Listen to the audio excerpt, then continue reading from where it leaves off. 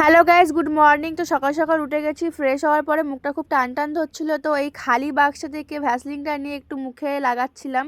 এই খালি বাক্সের মতো আমার ব্রেনটাও খালি, ঠিক আছে, কিছুই নেই আমার ব্রেনে। তো যাই হোক, তো আমি চুল বাঁধার পরেও কী করে চুল জটে আমি সেটাই বুঝতে পারি না। এরকমই আমার লাইফটা, যতই সাজানোর চেষ্টা করি না কারণ জট পাকিয়ে যাবেই যাবে।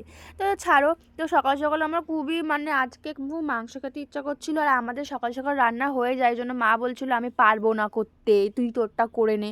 তো আমার যখন খেতে ইচ্ছা করছে অবশ্যই আমাকেই করতে হবে, তাই জন্য মাংস এনে আমি নিজেই তৈরি করছিলাম। এখানে সব কিছু দিয়ে দিলাম, মাংস ধুয়েও নিয়েছি, ধোয়ার পর তারপরে নুন হলুদ তেল ভালো করে মাখিয়ে ম্যারিনেট করে রেখে দিয়েছি আমি।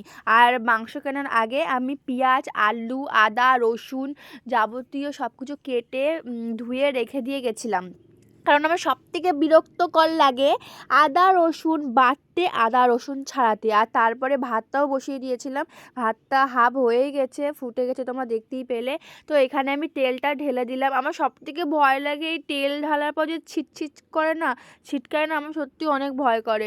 আর এখানে ভাতটা হয়েই গেছে। আর এই যে আলুটা ভেজে নিলাম লাল লাল করে, কারণ লাল লাল করে আলু ভাজলে আমার খুবই ভালো লাগে।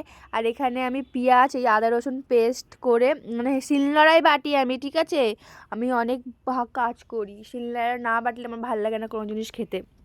তো এখানে আমি ম্যারিনেট করে রেখে দিয়েছিলাম কিছুক্ষণের জন্য, তো ওটাই আমি দিয়ে দিলাম একটু লাল লাল করে। এবার সব কিছু করব, কষাবো। আর এখানে না হালকা একটু বেশি চিনি দেবে না, কিন্তু অল্প চিনি, একদম অল্প চিনি আমি দিয়েছি, যাতে একটু কালারটা ব্যালেন্স হয়। তো এই যে, আর আমরা বাঙালি, ঠিক আছে, একটু কষা মাংস খাবো না তা হয়? তো একটু কষা মাংস খেতে বসে গেছি, জল ফল দিয়ে।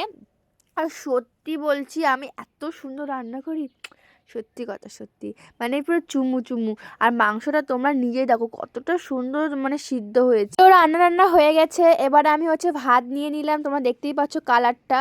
আর এখানে আমি খেয়ে বলছি, সত্যি অসাধারণ হয়েছে, আমি করেছি বলে বলছি না, সত্যি